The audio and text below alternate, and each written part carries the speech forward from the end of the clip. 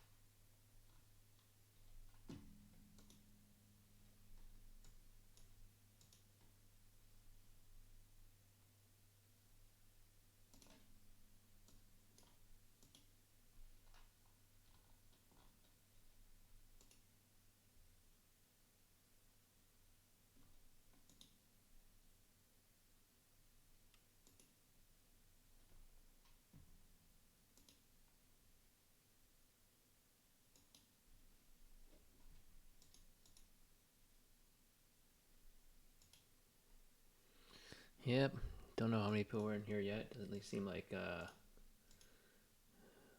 couple people in here. I'll just hang out for a little bit, show off whatever I've got.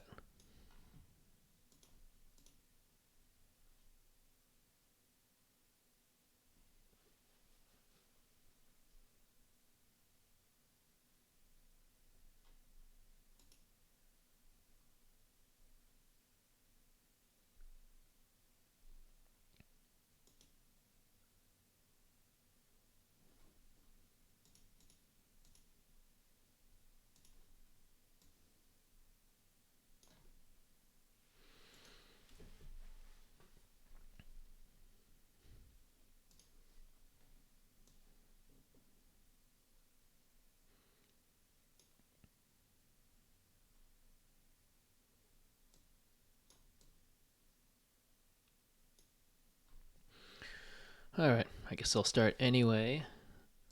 So, welcome to the Off the Clock podcast. I'm Denny, Big Pie of Keebio, and it's just me tonight. I don't really know what's happened with Josh or Chris. Well, Chris I've heard from lately. I've got some Elite C's. There we go. It's actually a small batch. I bought Josh's stash of Elite C's out because I did not order uh, Elite C's in the latest batch that Chris ran. So stuck with 100 here, and that'll probably run out pretty quickly, which kind of sucks. And then the low profile version of Elite C's that I had sitting around are basically out as well. So basically, I'm not gonna have Elite C's for a while until Chris does his next run of with the PCB fab. So I don't know. I don't know how long that's gonna be. I mean, at least the fabs in China, they're running at pretty normal pace now. So say if I put in an order now, it'd be 5 to 6 weeks lead time. But that's also with Chris needing to put in the order with other or having other vendors order from him as well. So I'll try to get that going with him, see how that goes. In terms of other projects that I've got going on, let's see. I did get a delivery today, so more of these low-profile Choco Nums. So got the second revision of the PCB here. Um, so I'll show you the first one. So here's the first one. So here we've got the stabs. Stab for this bottom row is correct, but for the stab for these two vertical ones are incorrect. They're actually flipped the wrong way. So, because if you flip them the wrong way, basically the key's gonna be upside down. So this is the correct way to put on the key. See, the plus sign is on the top.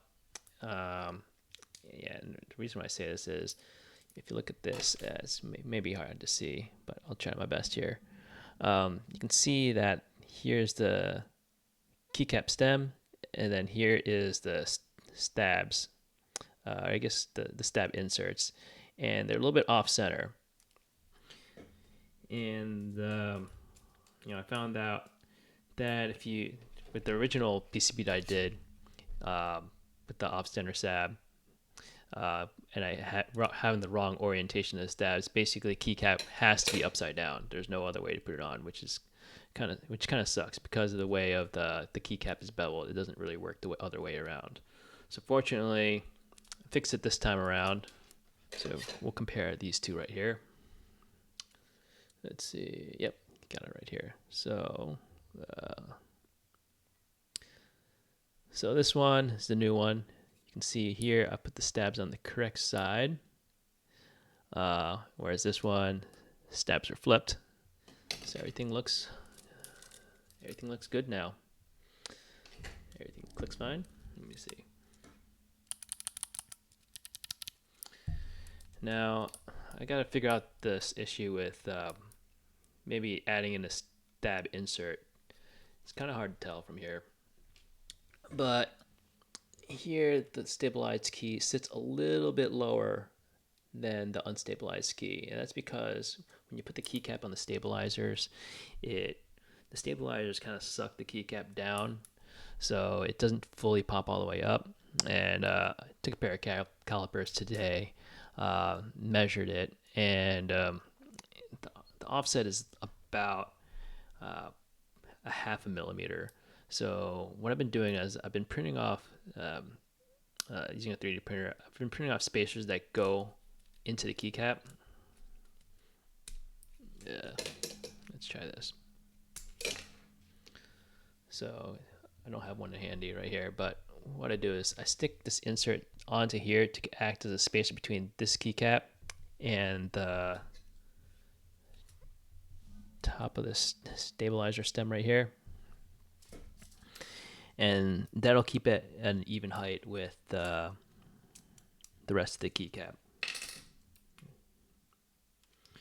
So, and then also the bad part is, so I also fixed the plate, so I had to flip the stabilizer orientation on the plate itself. But the problem is, this time I got a 1.6 millimeter switch plate. And the problem with that is, for chalk switches, you need 1.2. Else, the switches sit in there fine. The problem is that the stabilizers also are looking for a 1.2 millimeter switch plate. And I had done that correctly with the first revision that I did of this, but this particular version I just forgot. And that actually is not the first time that I've forgotten to do the 1.2 millimeter switch plate.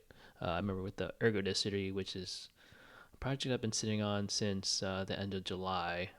Still kind of ongoing, but now that I've figured out the correct stabilizer offsets and cutouts based on this Chakunum project, because that's exactly what this was. This wasn't originally supposed to be for a product, but I am going to release it anyway. This is actually just a cheap project so I could fix the Ergodicity plates. So now that this is done, I can go ahead and fix those plates and finally get those out there. So fun. Let's see, what else did I got? Let's see, I'm just looking random stuff on my desk here.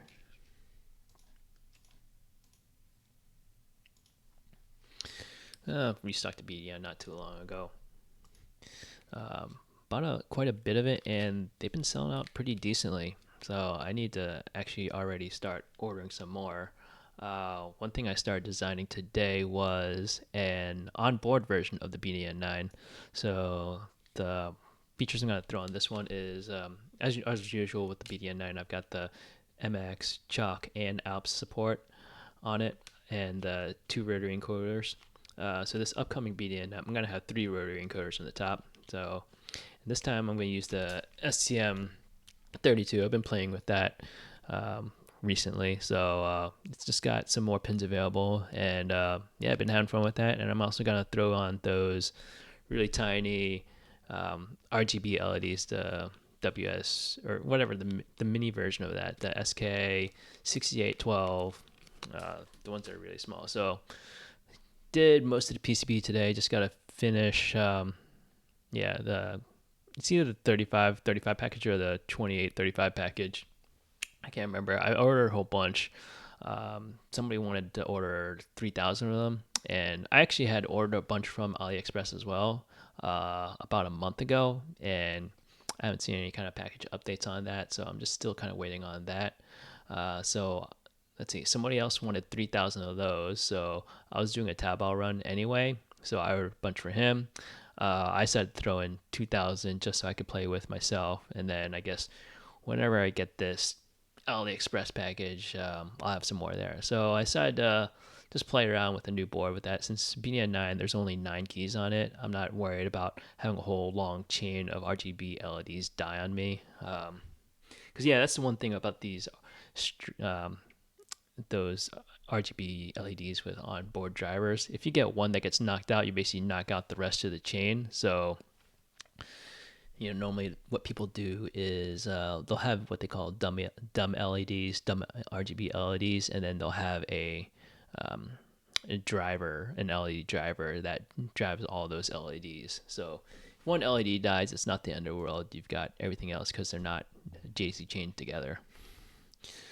All right, so that's that. Let's see. I'm sure everybody's looking forward to the new Q-Frequency Rev 2. So let's see. This was one of the prototypes I've got here. I don't remember which prototype number this is. This is probably prototype number 7 out of 10. This one I'm holding here had an error on this is the right half PCB, and this right column was messed up. The thing I was trying to optimize the number of diodes I was using on this particular prototype, and what happened there is basically 4 of the keys are basically connected to the same switch, so that kind of sucked. So yeah, and initially, I mean, I've been working on this since August, I guess. it's kind of ridiculous. Initially, what I tried to do, I was trying to also do STM32F072 on both halves. Now I was kind of banking on the fact that QMK would get split support for STM32 pretty soon, but still ongoing. So I guess there's preliminary support for the F303. That's in a separate branch. I don't know. I don't think that's merged in yet. That's still kind of ongoing. I mean, kind of gets closer every day, but we'll see. I mean, at this point, I stopped holding my breath and I switched back over to the 32U4. So, and that's what I've kind of been doing on the last few prototypes there. So today, after the podcast, I'm gonna actually start putting together the bomb. Send the information off for a quote today. So hopefully, once I get that quotes in, they say it's about 5 to 6 weeks lead time on that. So definitely, I know everybody's been looking forward to that for a long time. Let's see, what else? I teased over the weekend, was it over the weekend? The sync. Let me see, where did I put it? Here we go.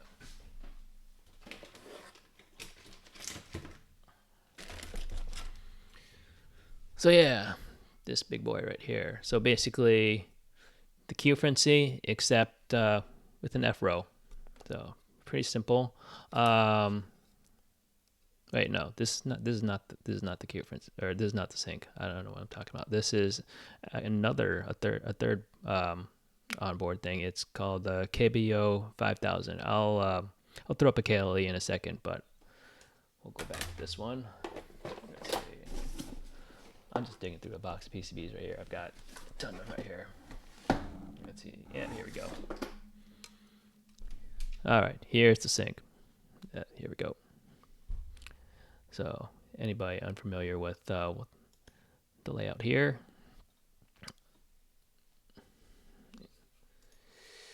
All right, here we go. Basically, Q-Frequency with the F row here. And then in terms of spots, got one encoder on the left side, one encoder on the right side, and then this macro section is optional. You can break that off. This right column here, you can also break that off too. So, yeah, here we go. Front side, back side. You can see here, instead of having a separate macro section PCBs and one without, like we did the Q frequency, basically you can break it off. So here we go, right there. I'd break it off. It's pretty easy to break off. It does take a little bit of effort, but it's not like you have to whip out the saw or anything like that. And here is built version of that. Here we go. Yep, here we go. GMK Oblivion on it. Picked it up from Drop whenever they had their extras for sale. So figured, hey, look, see how it looks. I mean, I guess technically that's my first GMK set that I've got. I've got similar. I mean, I've got cherry style caps. Yeah, this is my my J now. Coincidentally, that's actually up for sale on the website today. I'll just randomly throw a link on here. Here we go. J now Keebio. It's probably not even indexed on Google yet, since I literally just posted it up today. Here we go. Here we go. All right, there you go. Yeah, Josh had this up for sale for a long time. I was just kind of twiddling my thumbs on it for a while. One of the things I needed to do was get it rewrapped individually, because from the fab, and then they sent it to Chris. I think each one had like 2 or 3 PCBs wrapped up together, and with everything else going on, I just didn't really bother to unwrap it and rewrap it individually for sale. But now it's all ready to go. So here we go. JNL Pcbs. You want one? Going Keebio. It's on the front page.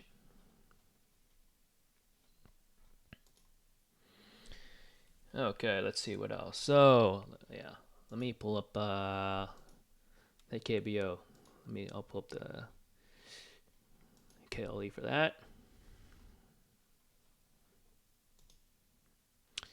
Here we go. So basically, this is a takeoff of the Cherry G80 5000. Let me look that up. G80 5000. Here we go.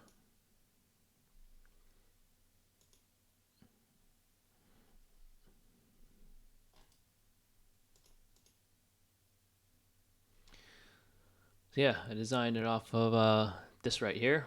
So pretty similar to the sync. What you can see that's a little bit different is the F-row stagger is a little bit different. Let's see what else is different. I'm trying to pull up a PCB here. Let's see. So there is a 1U gap between the F-row and the num row. I decided to just go with a little bit less, because otherwise it's pretty big if you just do a 1U offset. So didn't want to replicate that portion. But I thought it was a pretty cool layout. I mean, you've got a single macro section on the left side, and then on the right side you've got your nav cluster, kind of compact version of the nav cluster, which is pretty cool. And then for thumbs, I think from this picture it looks like 3.5U space bars. Obviously those don't really exist, so I had to change that up on here. So a couple different options. I think the main one I've got listed here is for the 2 thumbs, we got, let's see, 125 and 225. Yeah, 125 and 225, and there's a myriad of different bottom row options you want. Basically, the default is kind of like a small blocker there, but otherwise you could fill the space if you want to. I'll give you all the options there. But yeah, the prototype.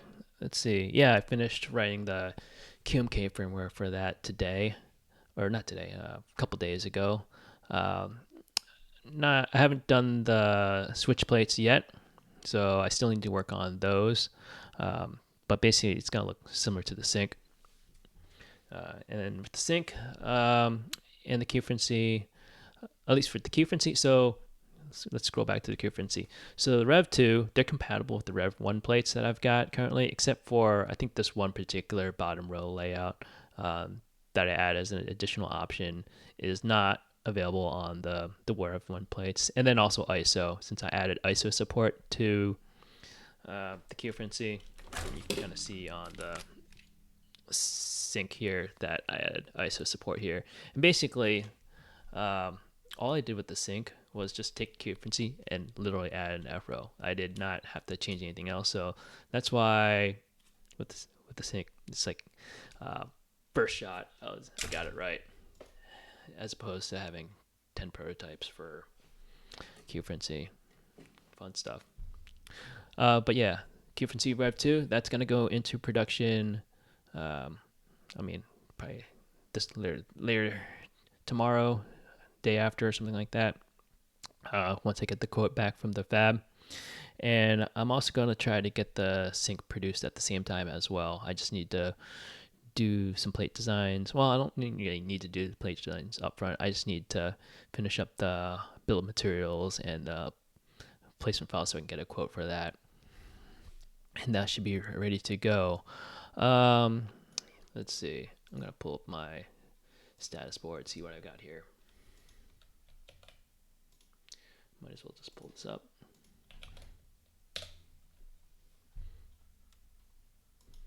Yeah, today's basically the Keebio show today. I already did the Elite C shilling, so now I gotta just shill all my own stuff. Okay, yeah, so going through my status board here. Got the quote for the Iris 2 days ago. Paid for it yesterday. And they said the ETA is 5 to 6 weeks, which has been pretty typical. And yeah, this time I also update. I didn't, on terms of the PCB, it's the same as the current Rev 4 that's out there. The only difference is just going to be the pre-flash text file that's on there. Now that I've got proper VIA support, there's initial VIA support last time, but the issue with that was I used the same matrix layout in the VIA files that I used for Rev 3. And since on the Rev 4, I changed the pinout of the thumb cluster a little bit. So anybody trying to use Rev 4 on VIA before, they had an issue with a rotated, or basically the keys on the thumb cluster were mapped to in a kind of rotation. So it was kind of messed up there, but I got that fixed up. So VIA, okay, so with some extra work, it does support encoders. I don't know how to get that in there. Upas obviously knows because he did it for his board, and I should dig into that at some point. But right now, it's the way to do it is not exposed to people, so I don't know. I should just bug Upas at some point. But really, I don't really. I guess I should care a little bit more about getting encoders readily available to be reprogrammed in VIA, but I just haven't really put in the effort. It'd be pretty handy for the BDN9 though, because I think people are looking for something simple for that in terms of programming. All right, I'll just roll through this board for a little bit. Let's see. Okay, yep, TRS cables. I wrote a whole bunch today, or not today, but earlier this week.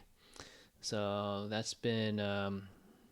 So normally, if you are familiar with it, where I get my parts from, I normally go Taobao, and I use Superbuy as my proxy. So I got the cables ordered, and then they're now at the Superbuy warehouse, just waiting for me to collect a whole bunch of stuff to send back. So to save on shipping, I just over the course of a week or two, I just start collecting a bunch of items, and then once I feel like I've got everything that I need, then I'll pay for DHL shipping. Usually I don't like to do any of the other shipping methods just because it takes a long time, especially not like EMS or ePacket or whatever, because that'll take weeks on end. Like currently, I've got 3 orders from AliExpress that I ordered about a month ago, and I haven't heard from them. So, I mean, I only do the ePacket when I don't need them immediately, where I can wait a month or two and don't really care. So, but yeah, obviously this stuff I do care of. So, the one thing I can do is when you get like a large enough package, I forget what the limit is, but it's like I forget what it is, like 30 kilograms or something like that. You can do heavy cargo shipping with DHL, which is actually cheaper. So instead of paying something like $300 for shipping, you'll pay like 180 or something like that. So that's pretty nice. Although the last time I did heavy cargo shipping, the box was pretty banged up, and I think there was like a big rip in the corner. Fortunately, um, some of the stuff that was in the box had their own box, so nothing spilled out, fortunately. The other thing you'll notice here is a bunch of iris acrylic stuff and Levinson acrylic. So basically, oh wait, I got 2 of these. Okay, let me delete this. I think oh well, I'm not signed into that page, so I'll have to open it up on my other thing. Let's kill this one off. All right, done. All right, iris clear, middles, tinted version and non-tinted version. And yeah, these are 12 millimeter thick. The last batch I had done with for the tinted ones were only 10 millimeters thick, so I had to include standoffs in the package because normally with the iris I include 12 millimeter standoffs. But yeah, if you had bought that last batch, it was only 10 millimeters, so I actually included 9 millimeter standoffs, not 10 millimeter standoffs, because the acrylic, even though they build it as 10 millimeters, it was actually a little bit shorter than 10 millimeters. It's like 9.6, or even goes as low as like 9. It's like 9.4 to 9.8 millimeters, which is really annoying because if you use the 10 millimeter standoffs, the middle layer will rattle a little bit. And sometimes it's the same with the 12 when I have the 12 millimeter mids.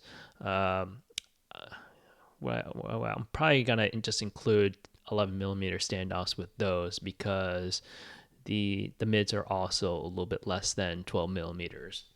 I don't know why, uh, but yeah, I've measured them in the past, and they range from 11.3 to just under 12, so 11.9 millimeters thick.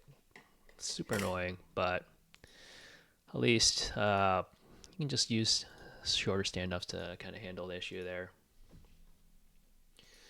And then Levinson clear acrylic non-tinted version. So yeah, I still got the tinted version of those. So that's why I only ordered the non-tinted version.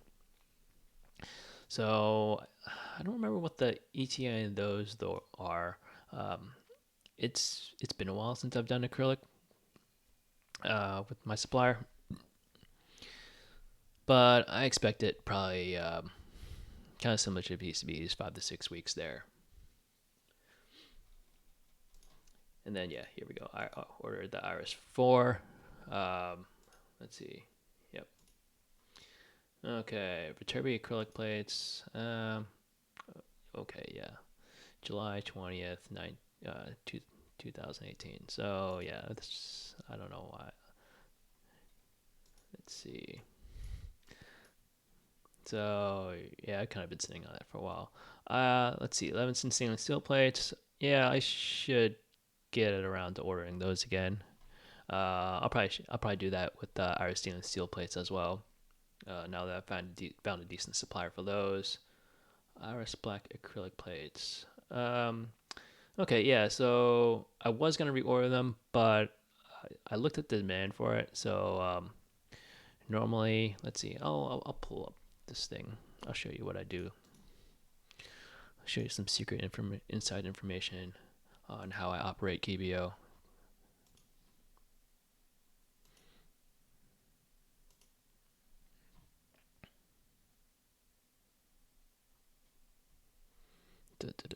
Okay, where is...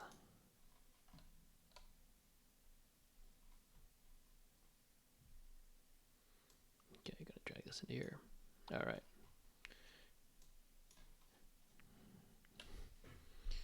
Okay, so this is what I use to, let's see, hold on. This is what I use to track what people are interested in buying. So when things go out of stock, or I create a new item that hasn't been stocked yet, uh, there's like an email sign up. So for example, let's go to something that's out of stock. All right, well, let's see. You guys love those.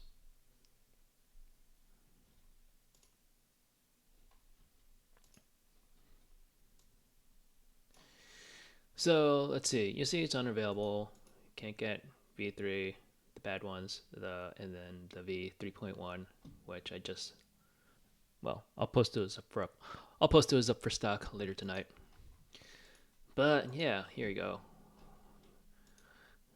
Whenever people want to be notified when it gets restocked, they type in their email address, hit notify me, and basically it gets tracked in here. So let's just view all products. Okay, let's see. So let's see, 5 people signed up for the low profile version of the Elite C. Got 13 people waiting for a Proton C. And a bunch of other things. So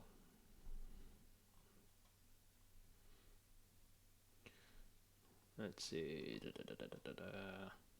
Here we go. Yeah, 16 people, 61 people want Elite C.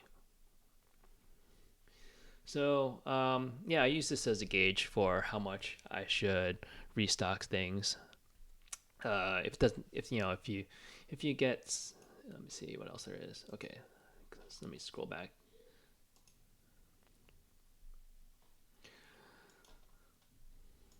Like here, Laplace, there's only 8 people who want that. I don't really feel like restocking that.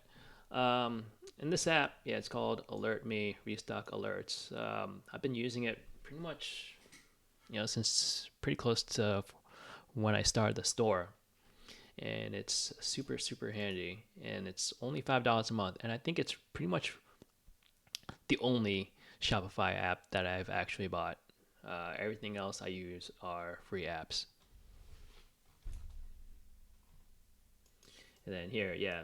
So when I was saying about not restocking the Iris Black acrylic plates, it's because I should probably just. There's the email address. Okay, I won't show that off. But yeah, basically it was only like a handful of people wanted the black acrylic Iris plates, so I haven't ordered those yet. I might order those again, but if you want black, we've got the Iris FR4 plates. They're pretty decent. They feel good. They've got the nice shiny gold exposed around all the switch housings, so that's fun.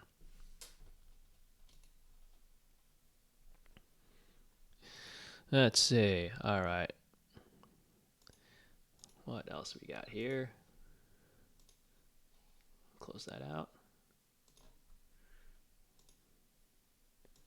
Let's see. Go buy one. Okay, Iris Rev 5. Let's pull that one up. So yeah, as y'all know, it's supposed to feature hot swap and per switch RGB. So plan on using those dumb RGB LEDs and run the separate RGB driver for those. And yeah, I contacted somebody about a month ago to get that commissioned off.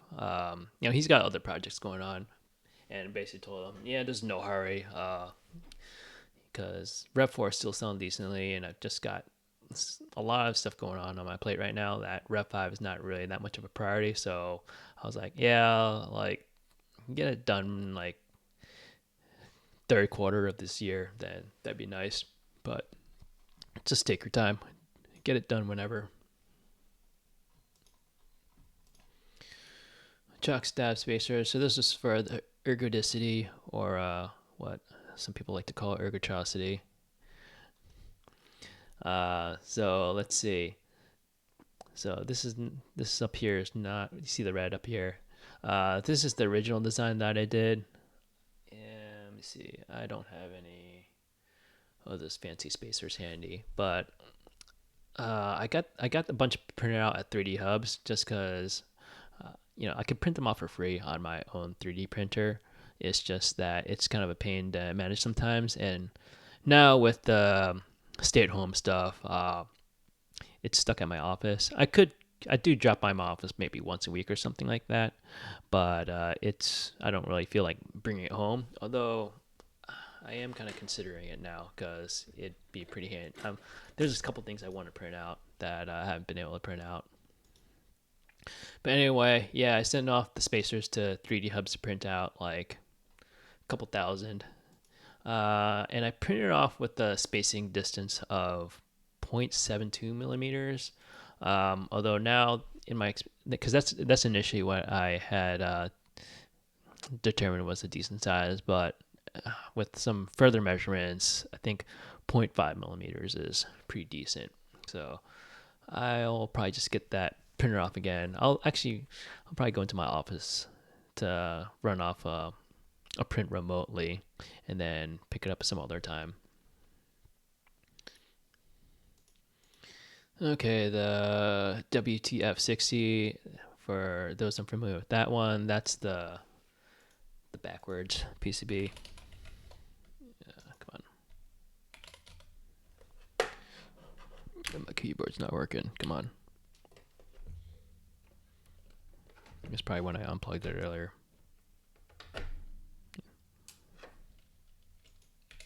Here we go.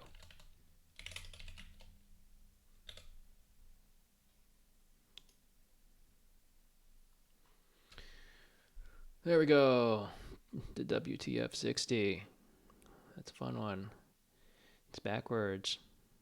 Yeah, I think the only catch it was I think some of the screw points don't match up with a standard 60% case, just because it's just not possible to get those exactly on to match the screw spacings because other keys are in the way.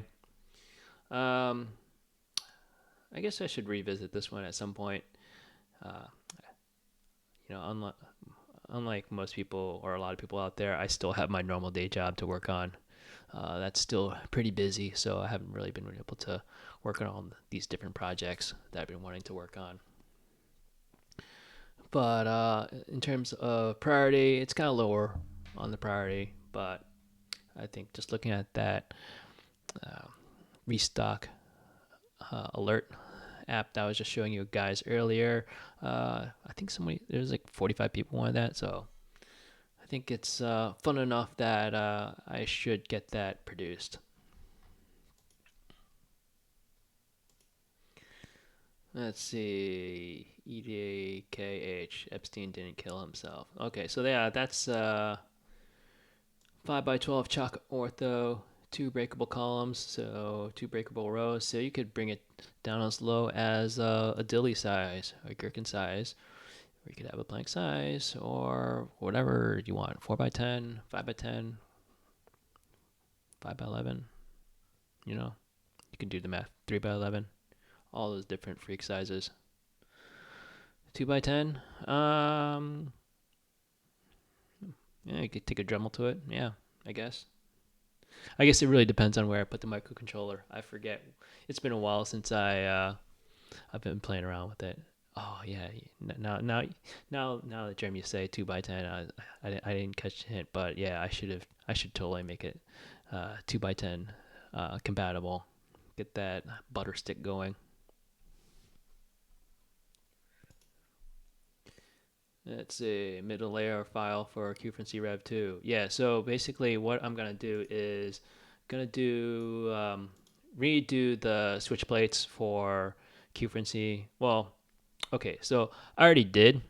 I added ISO support to switch plates, but what I really need to go back and do is change the screw mountings, because really what I really want to do is be able to add an acrylic middle layer to it. So that I already basically did a similar design for the sink already. For some reason, I did the sink first, and did not go back and do the Q-Frequency yet. Or maybe I did. I probably didn't. But now that I've got the exact process down that I wanted to do for doing an acrylic middle layer for these split staggered boards, yeah, I'll knock out the Q-Frequency Rev 2 plate files while I wait for the production to complete. And yeah, the plan is I'll have a full acrylic case. So basically, it would be high profile. So you'd have probably like a 5 millimeter layer on top, kind of a shell on the top, and then I'll probably do a 5 millimeter switch plate, and then probably something like a 10 millimeter clear middle layer, and then probably just like a 3 millimeter thick um, bottom plate. So yeah, that we'll see. I haven't done any prototypes of that yet for the sink or the Q-Frequency. So once I finish those up, I will get those. I'll get that going. Keebio. All right, we talked about that. Let's see. Let's go back to these old stuff. Iris frosted mids. Yeah. I don't see myself being able to find another supplier for this soon. I've looked around a bit. No, no such luck. I should try again. It hasn't been too much of a priority. I mean, frosted acrylic looks pretty darn nice, but it's just tough to get a hold of the thicker sizes. I mean, I know like the 3 millimeter one you can just get at Pinoco, and there's a couple other places that I'm familiar with that I've used in the past. But to get thicker stuff like 10, 12 millimeters, it's a lot harder to get. So for the most part, if you kind of want that frosted look, for the mids, you kind of just need a 3D print. That's what I do for my stuff if I want a frosted thing. So I just take clear filament, run it through, and just the fact that it's like not super fully translucent, it kind of gives a frosted look. So 3D printing, that is one way to go for that. Yeah, Sir Ivan Leo says Pinocchio doesn't have the frost that he wants, and yeah, that's right. Because Pinocchio, they have the opal, which I guess it's their equivalent of frosted. It's not really frosted. It's I mean, still fairly opaque, more white than frosted, but it does allow for some decent light diffusion to go through. Like if you go, I guess it's pretty easy to see what it looks like. Yeah, let's go here. Yeah, this baby. Here we go. This is the opal from Pinoco, so you can kind of see the way it diffuses light through the thing. Not quite frosted, but it's still a pretty decent option. But yeah, what I've done in the past, I've done is Sculptio. They have some decent um, decent acrylic that's a little bit more light through than Pinoco's opal. But ideally, I think let's see, I think it's called White 2447 acrylic. So I think this is what I had when I was doing the acrylic mids for the iris that one time. So yeah, this one right here, 2447. That's the one that's really nice. That I wish I could get again. Let's see, what thickness do they have here? So it's 12 millimeters. That's basically a half inch. White 247 sheet size. Let's go big boy here. Here we go. One sheet, only $543. Not too bad. I don't know. I'm just making that up. But yeah, I guess you have to sit around, get that cut and all.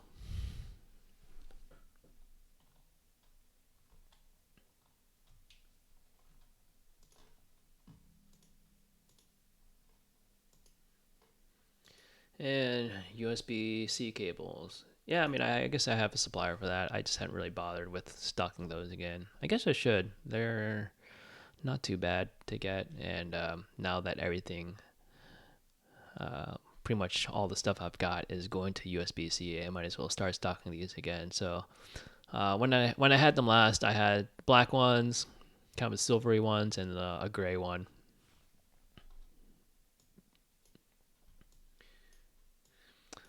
Oh yeah, and then yes, let's see. We were joking around the other day in terms of Elite C. So we were talking, hey, we should do an Elite B with USB B. Probably do a small run of that. Uh, I think we did. Chris and I did find Chris and I did find a suitable connector off LCSC for that. So we will do a small run of that for the hell of it. I think that'll be a fun one to have around. It'll match very well with a Ploopy if anybody's got one of those.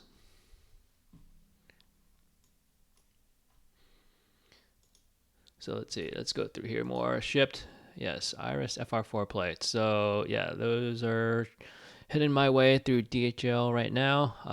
Only issue with that is somehow shipment got put on hold, but I think that's just because the delivery date is scheduled to be Monday. But yeah, and it had shipped out a few days ago. But normally when something gets shipped out for DHL from my PCB fab, it takes just 3-4 days to get in.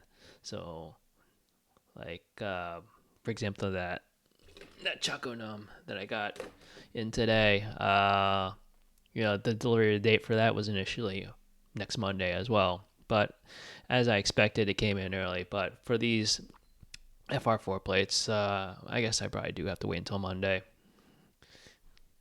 It's Okay, let's see. Oh yeah. So and that also included in that box is the key frequency Rev 1 PCBs. So I had run out of 3 of the 4 PCBs. So got those reordered.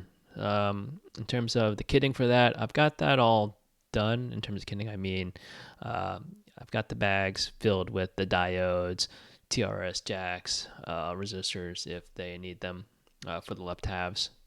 And basically, all I need to do is once the PCB got in, just crack open the bags and stuff them into the bags and count them up. Just make sure I got enough and update the inventory correctly. So I guess at this point, gonna get them on Monday, hopefully. Usually I do. Chucking them. That's literally what I got today. Yeah, I need to. Okay, so the one thing I did do was I tried to add um, 1U switch support for these, like a 1U option where like you get a 5x4 grid. But the issue is because of the chalk stab cutouts I did, the switch pad for the 1U options on a couple spots is like super tiny. I'm going to show you right here. Here we go. Let's see. Let me transition over here. Here we go. Here we go. Let's see if you can see that. Okay, so here we go. Tiny ass pad right here. Oh, come on, focus, man. Yep, tiny ass pad right there. And another super tiny partial pad right here. I mean, I guess it'd probably work if you solder to it, but yeah, it's gonna jack. So I'll probably just expand the pad out a little bit more, just so you get a little bit more material to solder to. But anyway, it would require a specific switch plate. I can't do a switch plate that includes both the 2U option and the 1U option because really the stabs they're plate mount. So and they're really plate mount dependent. And if you don't do the cutout right, they won't stick in there. So I'm gonna have, I guess the plan with the Choco Num is I'm gonna have a separate switch plate available if you want to do all 1U layout, but the default that's gonna come with is the 2U layout. So you could actually just take the Kailh keycap set, throw it on there, and the other thing I'm gonna include is the chalk stabs. So 3 sets of chalk stabs per board, and yeah, they're a little bit tricky to put together. Might as well pop it off here for you guys to look at, since you probably haven't. Not many people. I mean, I've posted this up on my Instagram, but here we go. They're probably gonna fall out here because this is a 1.6 millimeter switchblade. Okay, so the stabs. Here we go. Let's see how. Oh, see, it's all crap is falling out on me already. Oh my god. Here we go. Oh, shit. Come on. Wait, kill me. Actually, I got the original switchblade that I did. Here we go. Okay, so all the switchblade I got. So these stabs, I got them directly from Kailh. I got a quote from one of the reps from Kailh. And yeah, I got them for really good price. A lot cheaper than what they retail for on their storefront on AliExpress. And I bought like several hundred of them. Okay, this is a correct thickness for a plate. I can't really see, but it's 1.2 mils. Here we go. Dude. Desk caliper. Here we go. What does that say? 1.1. Close enough. Just as long as it sticks in here. So let's assemble this live. Alright, so stabs, instead of going in from the top in like an MX plate mount stab, you stick it in from underneath. Okay, here we go. And they have small clips on the side, so technically they're supposed to clip in. Stab wire also goes on the bottom side as well. And then the one thing is, you see that, let's see, it's going to be tough to see, but when you press on the stab down, I got the plate upside down right now, so you can see this better, but you can see that the stab stem, or whatever you call that, pops up underneath underneath the bottom of the stab.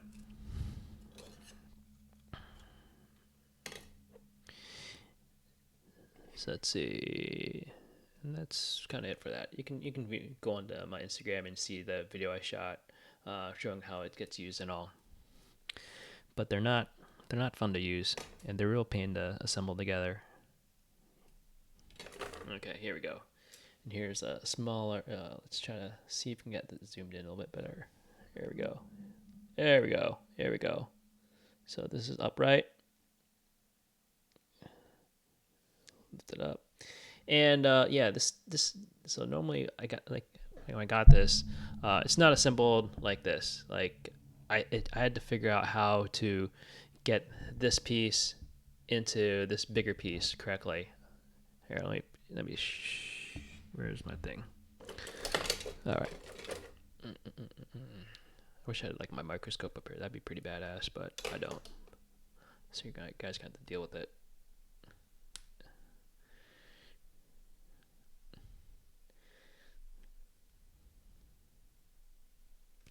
Okay, here we go. Got these two pieces separated. Piece number 1. So this is the part that will mount into the plate. And whatever you call this John right here, the thing that goes into the bigger thing. I don't know. I'm not down with stab terminology, but there's like multiple different ways you could try to put this together, and there's only one way to get it right. And I'll put some good pictures whenever I send these stabs out to people. But yeah, it took me like a whole bunch of tries, because if you're looking at those data sheets from Kailh, they're like completely useless. It has all the dimensions for the stabs and stuff, but it doesn't show how the two stab pieces are placed together. So it's pretty ridiculous, and it took me for the longest time to figure out that they're plate mounted from underneath the switch plate. So once I figured that part out, that was I figured that was the fun part. And there's no guidance on what to do for the plate cutout. So I've bought a bunch of low pros PCBs or keyboards. Let me go get one.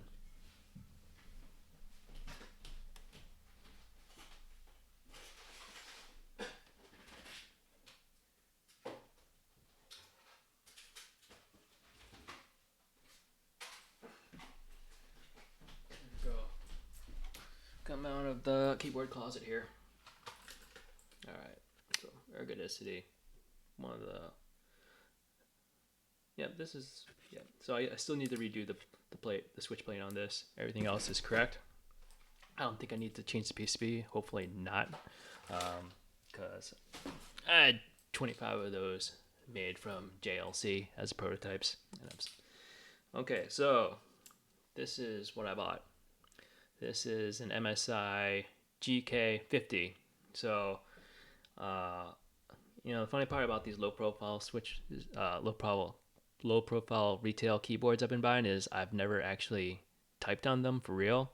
Like I've got one of those Logitech cherry low profile keyboards. I think it was speed whites. I never typed on it. All I did was I literally just popped off the keycaps and um, cracked the case open and just started taking measurements of everything to figure out what the heck is going on with these low profile switches and their stabilizers. But yeah, so let's take a look at this. So GK50 from MSI, chalk whites, and normal size keycaps. So yeah, they don't have like the weird. This is 225, normal 225, not like stupid Kailh 2.5U. All right. Let's pop off a keycap here. Come on.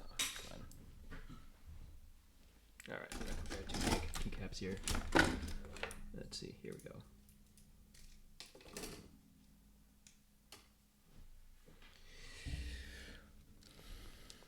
All right, 0 keys. All right, Kailh, MSI. All right, so they're both 2Us. I wish my camera would focus on this better, but deal with it. Okay, stems. So yeah, they're normal in terms of the switch stems. They're the same. All right, so not some of the like other keyboards where you get like the Habit keyboard where you've got stem grabber arms, whatever you would call them on the thing. But you can see, let's zoom in as best as we can here. Here we go. All right. So, Kailh, like I said, if you look at the center of this stem insert here and the switch stem, they are offset. And from the guy who did the MBK group buy for the keycaps, basically they measured it to be 1 millimeter offset. Whereas this is the MSI keycap. You can see right here. Look at this pointer I've got with my calipers here. Oh, come on, focus. Well, anyway, stab insert offset with the switch stem insert is 0. There is no offset. All the difference, I'll show you here. This is going to be a little bit tricky to show off. Okay, let me see if I can, let's see. All right, let's try this white sheet of paper here. Here we go. So if you look here, what we're going to look at here is where these stem legs are and where these stab inserts are. All right, let me get a different background. Here we go. Let's take this plank here.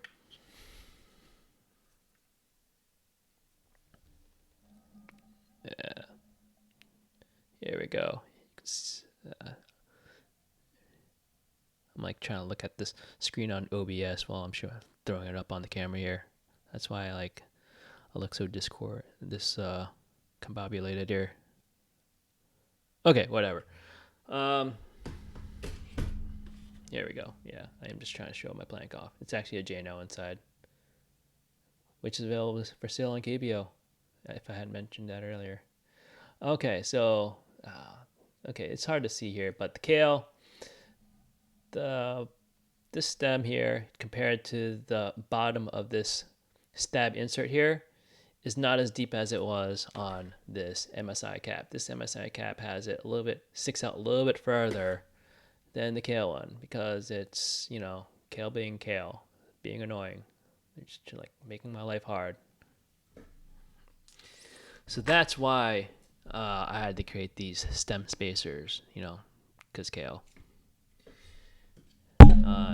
That's pretty much what all these other OEMs have been doing. They've just been rolling their own version of keycaps. Apparently, you know, MSI, they decided to use the Kailh stabs here, but I'll show you the one trick. Okay, so one caveat of that, of them using the Kailh stabs. Okay, let me see. Let me grab a switch wire here. My desk is a mess. You can see. I'll show you in a sec, but it's like a total mess. Okay, whatever. All right, this switch wire just like kind of looks similar to one of those MX switch wires. A little bit thinner, so you can't take an MX wire and stick the end. That won't work. But it's straight. Okay, so the MSI board. Take it right here. Here we go.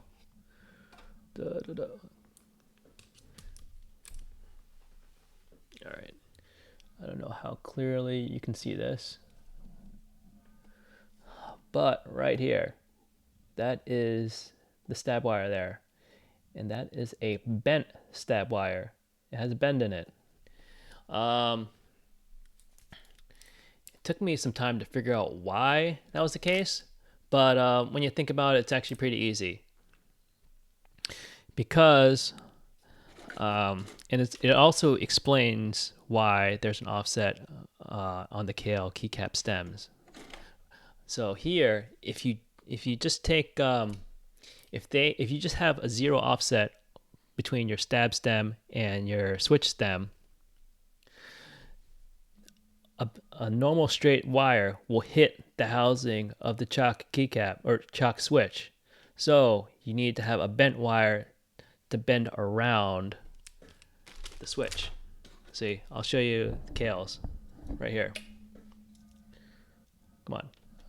My lighting is kind of crap here. Let's see. Here we go. See, right here. It's kind of blurry as crap, but the wire, straight wire, and the switch, they're basically touching each other. If I had zero offset, this wire would be crashing into the switch housing by a millimeter.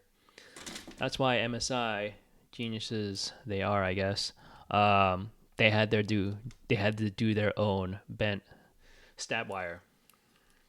Let me see the rest of this board. Yeah, same thing with the spacebar wire. I think it's probably, I can't see it, but it's probably straight for the most part underneath. And then there's a slight bend right there. So that is the secret of Choc stabs. Then here they did a 275 stab as well. They spaced it out wide. I guess Kailh for their 2.5U, they just kept the same 2U spacing for the stab. But yeah, these MSI guys, they spread the stabilizers wide. So yeah, this is yeah, you got your normal full size Choc keyboard. I think I paid like $80 for it, 80, $90. I think it was like one of those Amazon warehouse deals. I mean, no way I was gonna pay. Well, I've bought other stuff for research, so this was purely research. I guess I should reassemble it at some point and put it up for sale, giveaway or something like that. Maybe do like a prize. Who knows?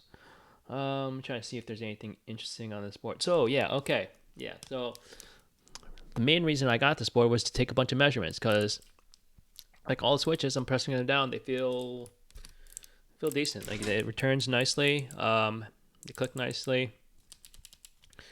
But let's see. Let me see if they're. Let me try. I'm trying to compare the stabilized switch with an unstabilized regular switch. I think the keycap heights are a little bit different when they're pressed. But anyway, the real thing I really wanted was just measuring these cutouts. They're a little bit different than the way I had done the cutouts. The main thing I noticed was at the top of the cutout, they actually allow for a little bit extra room. I don't know why. Maybe it's to give the stab a little more wiggle room or something like that, to maybe allow the stabilizer insert to return a little bit better. And then, yeah, I also wanted to measure these PCB cutouts on the back. So, yeah, this is just me on my quest to become the world's foremost expert on Choc stabilizers and switches. But yeah, I did all the measurements. Taking my caliper. This is super handy. I literally have one on every desk I sit at. I've got this desk. I've got my packing desk for Keebio stuff back there. That has a caliper on there as well. I've got another caliper at my office. Well, actually, two, because I have two desks. I've got my main desk where I put my computer on, and then I have my desk where I have my 3D printer. So, yeah, it's kind of annoying to just move a caliper back and forth between two desks. So I just bought another, so I don't have to like go back and forth between desks, because I'm constantly measuring things, like whether it's like a 3D print, how thick a 3D print is, whatever. Like if you don't have a caliper, they're pretty handy, especially if you're gonna do a bunch of reverse engineering of stuff. So going back to these cutouts. So yeah, I figured out the PCB cutouts. They're a little bit wider than what I had. I think probably the main reason why my stabilizers and switches were sticking on the ergodicity was I didn't make the cutouts wide enough, and things were a little bit tight, and think probably the inserts were crashing into the sides of the PCB or something like that. So based on this OEM board, just give it a little bit more wiggle room, and things seem to return fine. No more. I forget what term I was using, but the switches return properly. So now the last part is I still got to do the stab shims or stab inserts, spacers, whatever. I've given them like 3 different names or whatever. But I'll start getting those produced. And if you now want the correct dimensions for those cutouts, I've got them on my repo. So let me pull that up for you guys.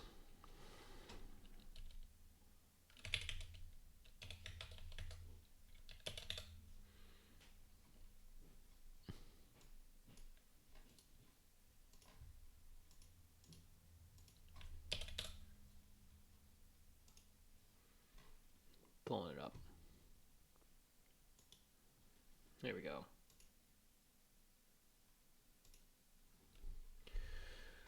This is my repo where I just dump a whole bunch of stuff. You should read the notice. Basically, I don't guarantee the accuracy of any of these footprints. I just kind of throw my random stuff in there. I mean, it gets used a lot, but I try to make them decent.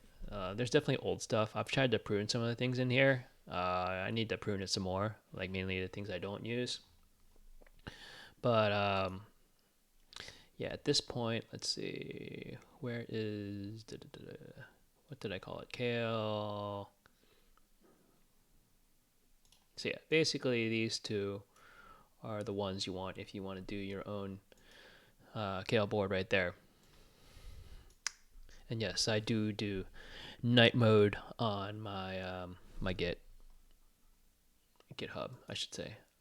I think this is what's this? What did I use here? What is this? Refined GitHub. Is that what it's called? I don't know if no. I don't think this is. This is also another handy extension that I use for Chrome for Git as well. It does. I don't remember all the different features it does, but it's super handy.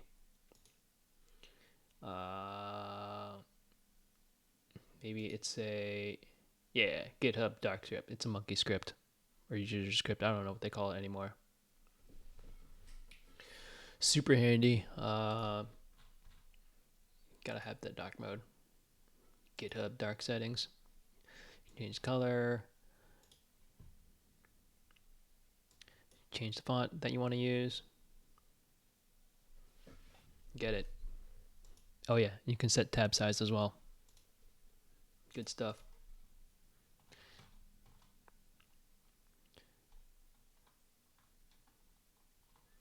Okay, going back to this. All right, these are two you want. So what you want in there is I've got different layers. I think maybe it's like Eco 2 and also on the comments layer. You can see the PCB cutouts that I've got for using the stabilizers and the plate cutouts as well. So check it out. These are the ones I used on the Choco Num. But yeah, like I said, use at your own risk.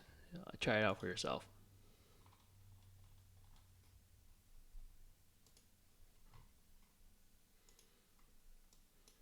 All right, moving on. I got like 4 or 5 of these PCBs.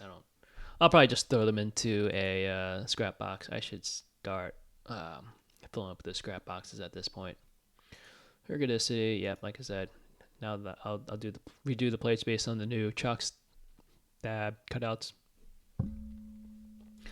Latency, yep, let's do that tonight. You know what? Let's just do that right now. Let's do this. Do this live. You guys want an Elite C? You've been holding out. You'll get your restock right now.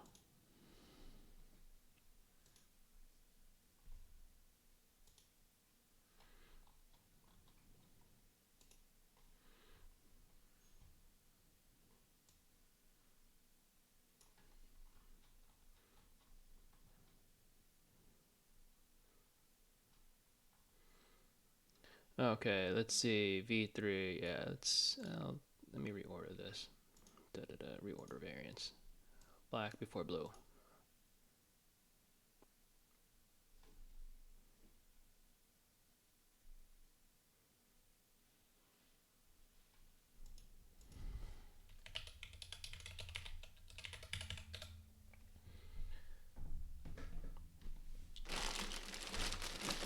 Okay, here we go. Oh man, damn. Yes, gotta clean off. All right. Here we go. This mustache. Chris sent me 100. Well, they're Josh's, but since he had to close down his store, I bought off his stash. And then I bought off another 50 from Josh that Josh needs to send to me whenever he gets out of the house or his apartment or whatever.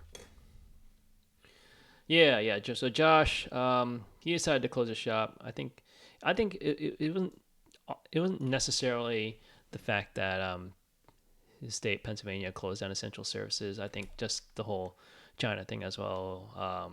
I think he hasn't been feeling too hype about running the store, so he temporarily closed down the store. And he just doesn't want to overload USPS as well, like having non-essential stuff. Spending time sending those kind of stuff out, having people put their stuff on their lives at risk too. So he's like, just temporarily shut it down for a little while, let things cool off before opening things up again. All right, so black V3 quantity. So I always give myself a little bit of a buffer in terms of Elite Cs. Well, anything. I always give myself a buffer of at least 5, usually 10, 15. Let me go check how many spare black ones I've got right now.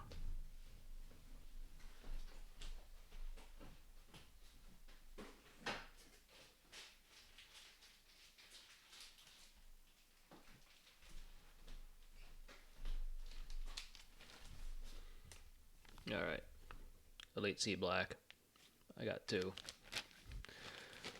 All right, so assuming that Chris counted correctly and that there's 100 in there, I'm just gonna put 92. Here we go. There you go. Go get it. Actually, there's gonna be that restock email thing. It sends out an email out. That's like I said, definitely worth the $5 per month for that. Definitely worth, like, I don't know. It's still worth a lot more to me, like $20 a month. If it was $20 a month, I'd probably pay for it still. But $5, whatever, steal. So yeah, it's from 34S. It's low profile. This is the version before. This is the non-low profile version. So let's see. So basically, this is the last of the non-low profile version, at least for now. Chris and I don't think we're gonna. I think we're gonna move forward with the low profile version that we had basically beta tested the run on last time. So the next version of the Elite C is gonna be version 4, and that will be low profile. The one thing I had to do was give Chris um, an updated footprint for the mid-mount USB-C port, because the one I initially did, I don't know how I got it or if I got it from somebody else or modified it. It's weird, but it was a little bit too tight on the sides. So yeah, I noticed it when I did the Choco Num. This is let me quit out of this. Transition back. All right, here we go. So yeah, so the one thing I did wrong here was the spacing here between this side and this side of the USB-C port was I made it a little bit too tight, and I made these leg holes a little bit not offset enough. So we did the Elite C low profile ones with like this incorrect one. It still fits in. You just kind of have to jam in the USB-C port a bunch. In solar is fine, but it's non ideal. So I pulled up the spec sheet for that.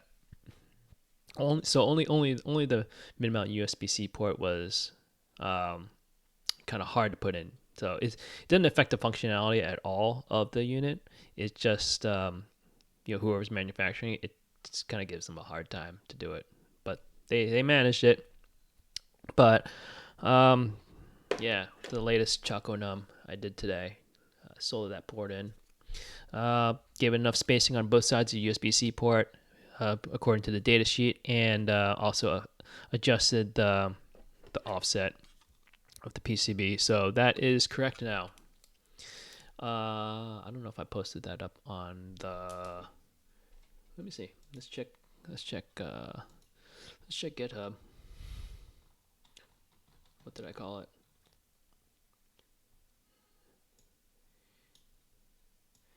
Fixed pad positioning and guideline for edge cutouts. There you go. I did it. So if you want to make a mid-mount USB-C board, you can use this one now.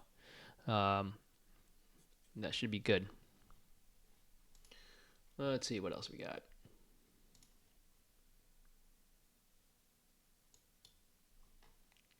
Close that out. So we did the restock. Okay, yeah, I can. Let's see. We can drag that over.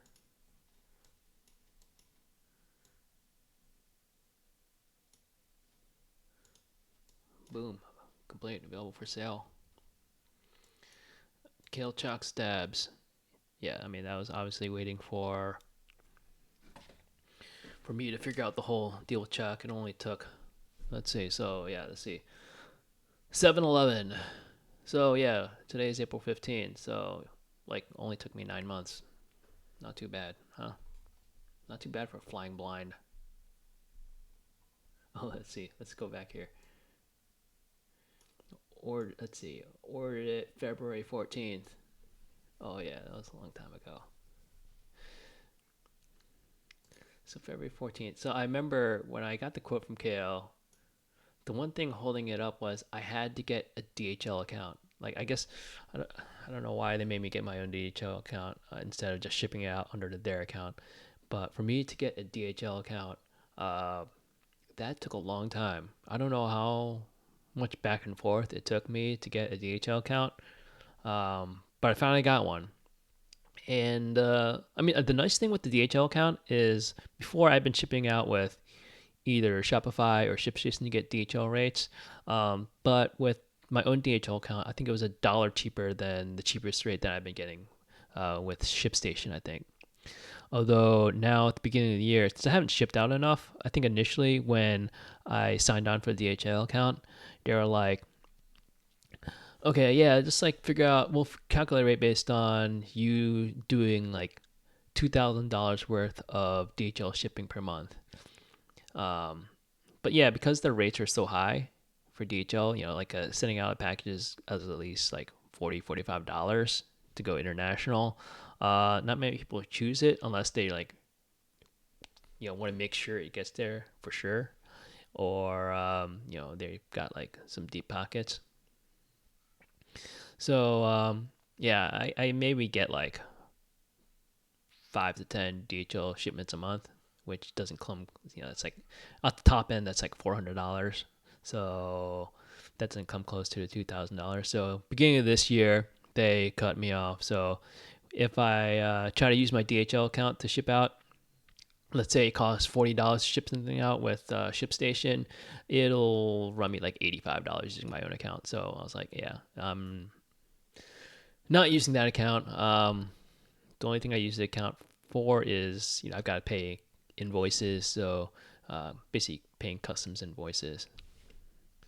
So yeah, you know, DHL discounts with various shipping platforms. It's pretty significant. Same with UPS. Like if you've got like if you compare regular UPS rates that you can get versus UPS rates you can get with ShipStation or Shopify or whatever other people use, Shippo, or I don't know what else there is. UPS is like super expensive, and in also in my experiences and other people's experiences, UPS kind of sucks too. Their like customer service really sucks. They screw a lot of things up. Like I'll tell you this. So let's see. UPS. Well, one thing nice about DHL I'll say is they've got electronic customs forms now, so you don't actually have to submit a customs form, like a whole itemized customs form on the back of a DHL package. Although people will get annoyed at where like when you drop things off if there's no form of any kind attached to it. So what I do is, at least with ShipStation, in addition to the shipping label, to print off a way bill. So I just take that and slip it in the back, and then in one of these, yeah, one of these customs pouches, and that satisfies everybody. Nobody complains about it. And these DHL packages go on the way. But with UPS, yeah, you still have to print out like the customs forms in triplicate, and at least with ShipStation, like with Shopify, if you get a customs form, like it'll say, "Hey, you got like customs form you need to print out afterwards." ShipStation, it'll print off the label and then it'll like close the window, and it won't remind you that you have to print out a custom slip to stick in the pouch. So I forgot to do it for a couple packages. So UPS, they called me, and this is an annoying thing. Like I hate like taking calls anyway. Like just email me. Like I don't have to listen to you rant off a like 12-digit shipping number, or no, not 12. Sorry, it's like 16 or something. Because UPS super long instead of DHL like 7 8 characters. But yeah, so I emailed. I was able to get an email, and I emailed the customs form into to the customer service rep, and So yeah, they got it, and also the customer in Canada, they had paid the customs duties, which was like 30-40 bucks or whatever, and yeah, still the package got sent back to me, which is like ridiculous. Like, come on, like, and I emailed them back, and they're like, they just ghosted me. Like, come on, UPS. Other people's experiences with UPS has not been so great either. I know one person, he's saying like, sometimes they'll send him invoices that needs to get paid, and by the time he receives them, they're like past due already. They're like 2 or 3 days late. It's like, come on, like, do you really need, like, just get your crap together, UPS.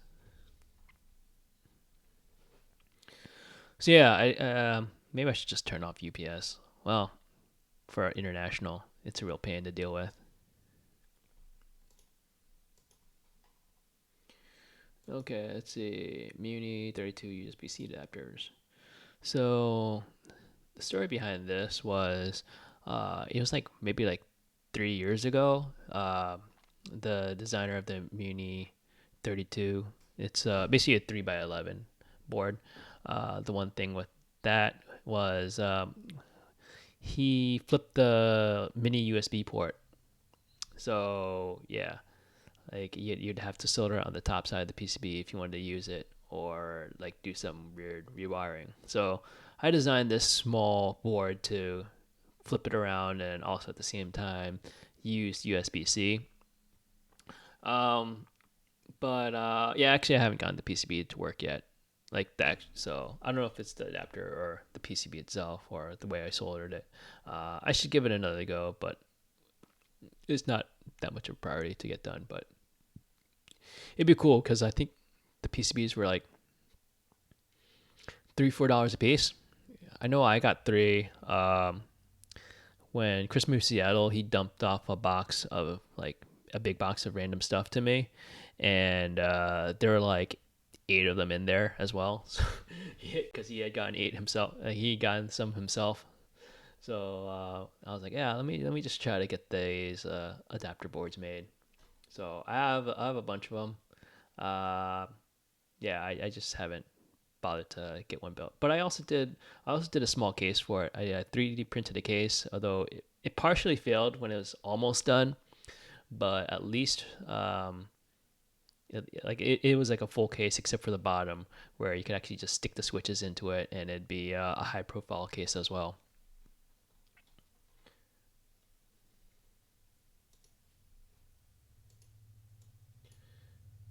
And then okay, so USB-C breakout PCBs. All right, so let me see.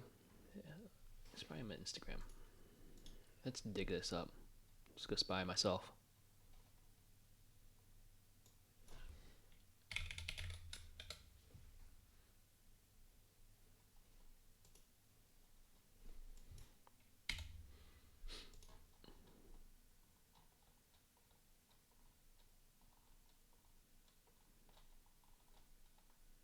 There's that. There's a adapter in use I was talking about. Here we go. Got that. Oh yeah, here. Spacers. This is what the spacers look like. Need to do another test. Somebody throwing patching on the floor.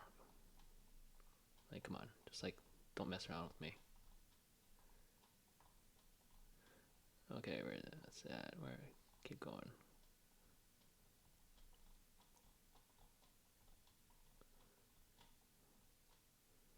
What this? This is our packaging. It's got to be our. Yep, it's our packaging. Random frog. Okay, now I don't remember what I'm looking for now. USB-C. Come on. Man, I must have done it a long time. Oh, here we go. Here we go. Here we go. It's only 58 weeks ago. Not too bad. So yeah, so USB-C port, 2 resistors, breakouts. There we go. I don't know what happened to my stash of them. Like I got these 3 from these purple ones from what's that expensive place? Osh Park, because it was small. But at the same time, I also ordered a whole bunch from JLC, and or it was either JLC or all PC, probably all PCB. And I also actually ended up getting the all PCB ones in, even though I ordered later, before I got the Osh Park ones in. But yeah, I should maybe I'll get them produced at some point. They're kind of handy around. A lot cheaper than the Spark One ones. Let's see, Spark One, whatever. Let's search on here. Spark One, find USB-C Breakout. There we go. 450. Yikes. Yeah, I wouldn't sell it for 450. That's a lot. Yeah, but yeah, it's literally the same thing. Like it's using the same USB-C port.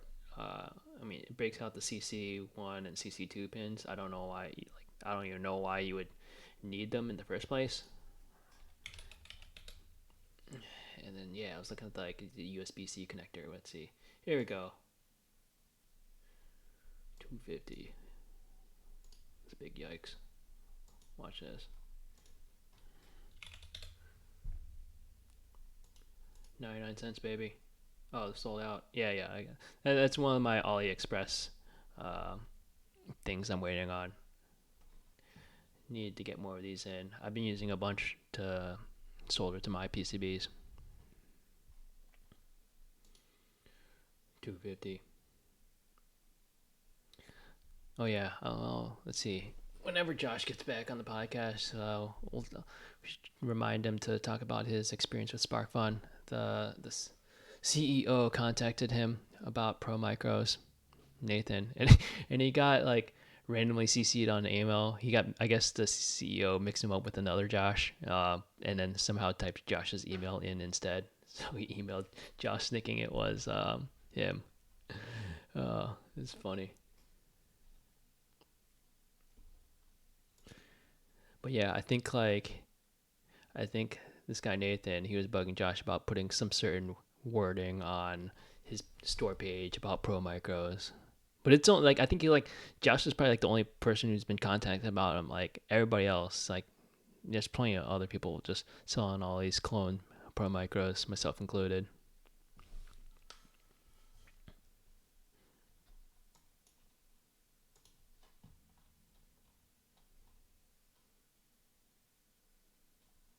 Let's see what other goodies they got. Wait, why am I doing this? Come on, Keebio. This is not the Spark Fun Shieldcast.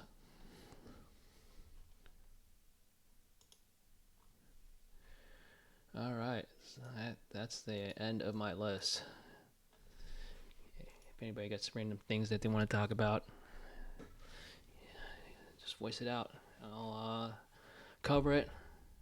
Oh yeah, there's the whole. Somebody mentioned the whole. What was that? Keycaps.com.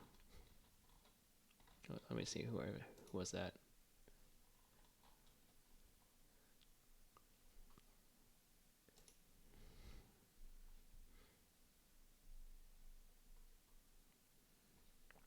Yeah, so basically, I don't remember what the site was, but it's let's say it was keycaps.com. But the one thing that they allowed people to do was to submit their keycap sets, like whatever's on Group Buy, whatever's available, just kind of a database of all these different key sets out there. And it was like anybody could submit something, and it was not moderated before it get posted on the site. So yeah, that was it. Basically got 4chaned, basically. So there was some pretty ridiculous stuff on there. And then somebody definitely somebody wrote a script to just upload a whole bunch of different names and sets on there automatically. That was crazy. Yeah, don't do that. Don't. You gotta protect your site. That's like you gotta moderate everything that comes in.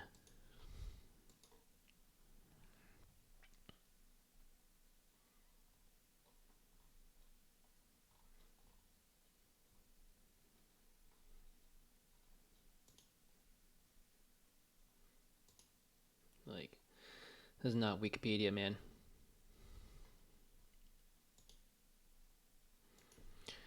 But yeah, so that's kind of it in terms of keyboard stuff.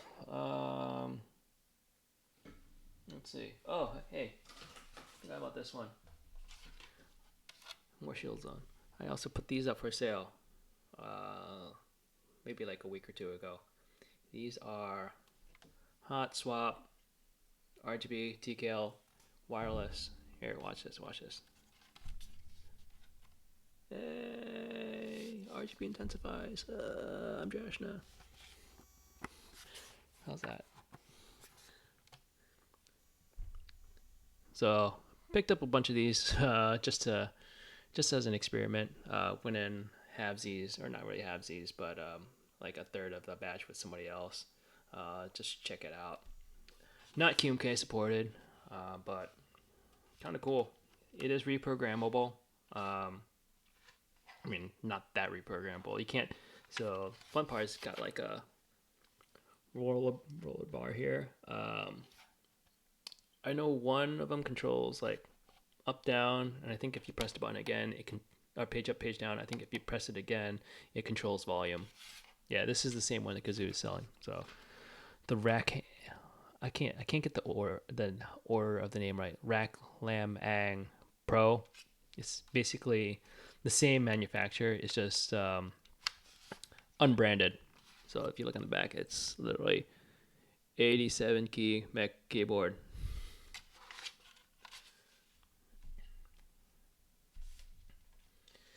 But it's a cool little board. Get on Keebio. Yeah, the only issue we had with the boards was there was about a 10% rate of. So it's got Kailh hot swaps in there, and there was about a 10% rate of one of the hot swaps in the boards being installed incorrectly, upside down. So you can solder it upside down just fine. The problem is when you try to stick a switch in, the center stem will crash into the hot swap socket, and it'll, I mean, if you push hard enough because you don't realize what's going on, it'll dislodge the socket and rip the trace off the board. So yeah, Paul, the other, he let me know. Like I'd kind of been sitting on the boards for a while, fortunately. So he let me know before I was gonna stick those up for sale anyway. But he discovered that yeah, some of the spacebar hot swaps have been installed upside down, and so I had to like, he had wrapped them all up in bubble wrap, and then so I had to get somebody to unwrap them all, and then I took like a flashlight and like just started flashing, taking it up to the board and looking at every single hot swap on the board. Because I found some on a couple boards, it wasn't the spacebar hot swap that was upside down. It was like some other random switch, like W or E or something like that. So I had to inspect every single switch on all these boards to see that the hot swap was installed correctly. I found 3 out of my batch that needed fixing. So you go on Instagram, you can see my son, one of my kids, taking the powered screwdriver to undo a couple of my boards, and then at that point, I desoldered the hot swap, flipped it around, resoldered it, and then screwed it all back up again. So that's what that was.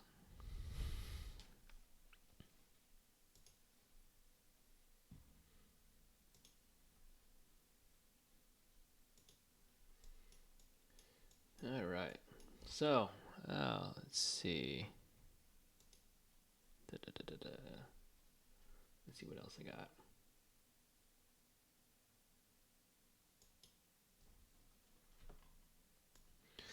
So yeah, that's about it.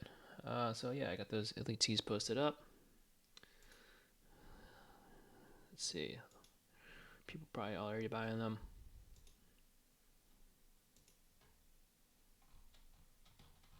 I'll probably be out in like a day or two again. Let's see. Let's check how many of these hotcakes are going.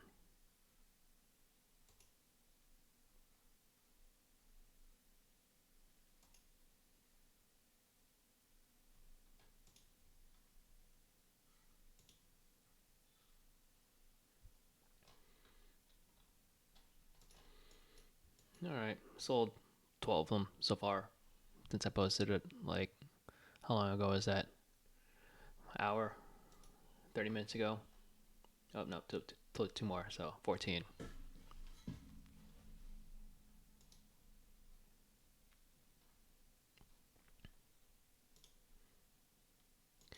Anyway, it's just me working at home, working on stuff, trying to get these PCBs designed. So after this, I need to finish up the getting the bill of materials out for a quote for the PCB fab for the Q-Frenzy. You can get that out. I don't know how many I'll buy at first. I'm trying to gauge. I don't know. Maybe I'll buy like 500 sets of PCBs. See how that goes, and maybe do something similar with the sync as well. I mean, like sync. Like, tried typing on this thing. Like it's huge. Like I don't know. I got lost. I was just I try.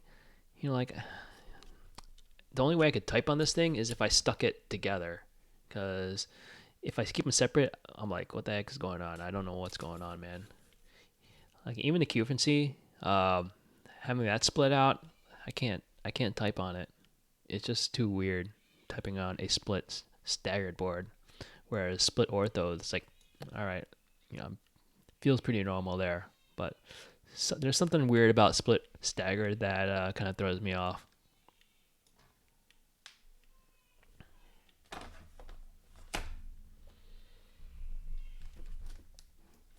Oh, I got one more fun one. Let's see. Let's see. Here we go. Let me. I don't know the easiest way to pull this one up. Okay, let's see. Let me see if I can find it for you guys.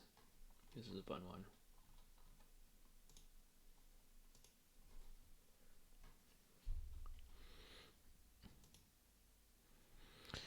All right, so got another design of a board here. So this is basically going to be fitting. It is a replacement for this PCB, Keilh number 2.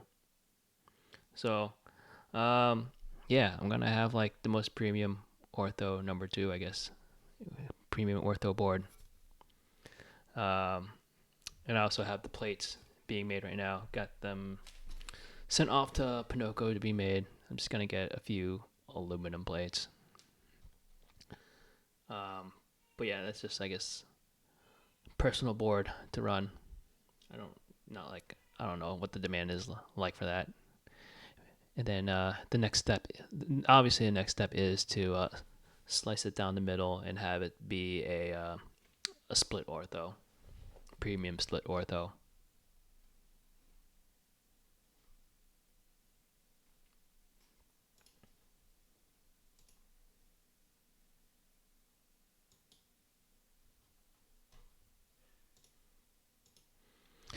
So let's see, isn't that just a BFO with blockers? I don't even know how many. Let's see. So it was, yeah, I guess so. It was 18. It's 6 by 18 basically, and then here around the nav cluster, you got no space there. You've got a space between the F row and the num row, and then you've got the different F row stagger. But yeah, I guess it's kind of like just a different take on a BFO basically.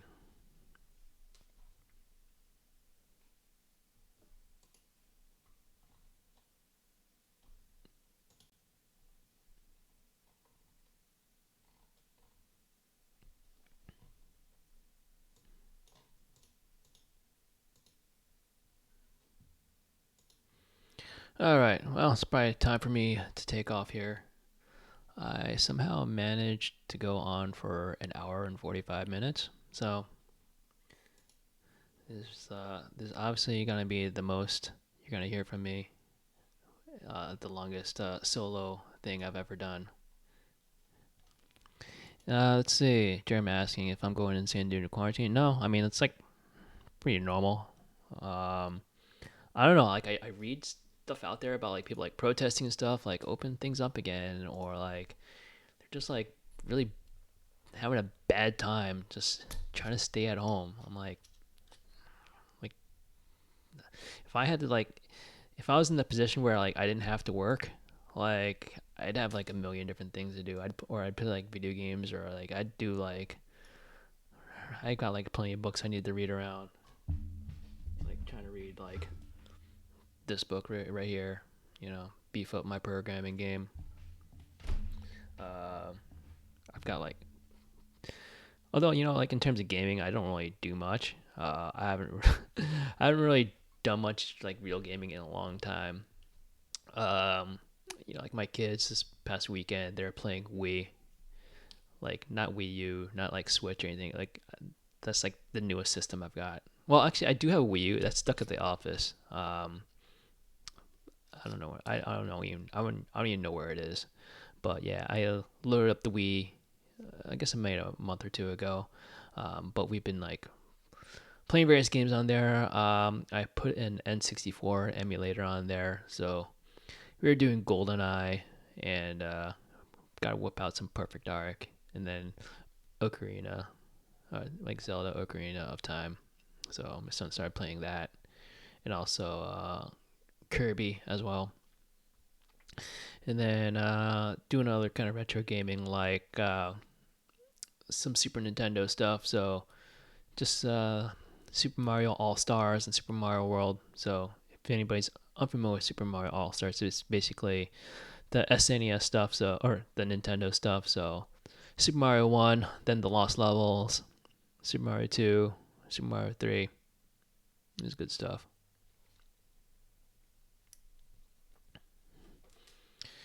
And then yeah, I got to dig up some other games. At least the games I listed out were the ones I played. Oh yeah, and then I don't know if anybody's played this one for the N64, but I used to play a bunch of Blast Core. So the whole point of Blast Core was you basically have this decommissioned like nuclear missiles or whatever, and then they need to like they pre-program some like red truck to transport these missiles to some site like halfway across the world for it so they could like detonate the missiles.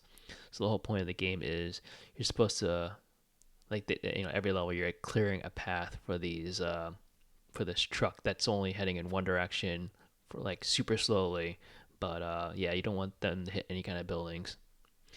And yeah, my younger son, he loves it because it's like got all these construction vehicles, and he's like obsessed with construction vehicles.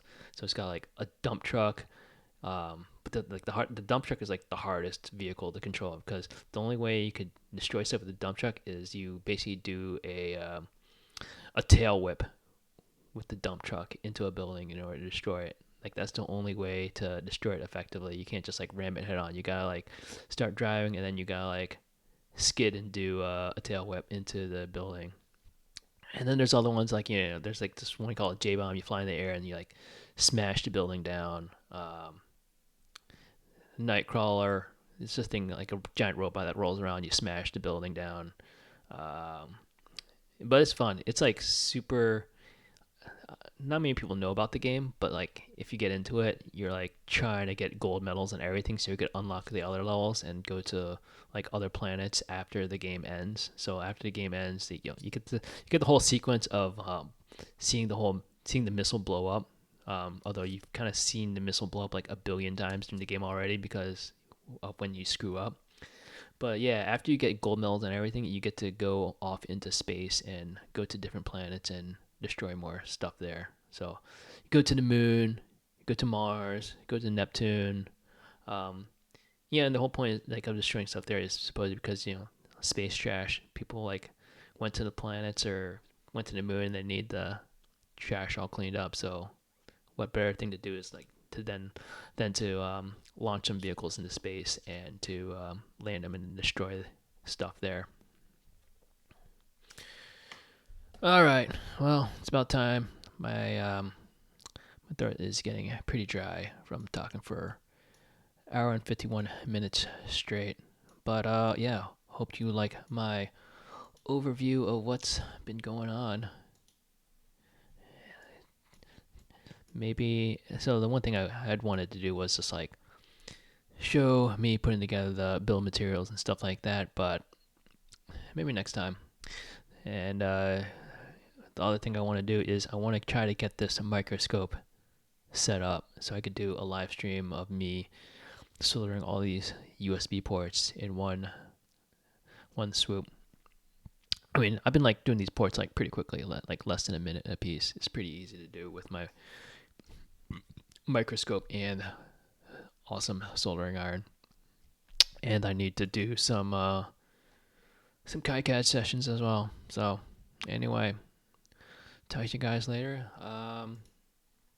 And I'll have this. I've been recording this audio feed, so I'll get that posted up as well. Although I have no idea how well it will turn out because a lot of it was, showing stuff on the website and all. So we'll see how it goes. Anyway, see you later.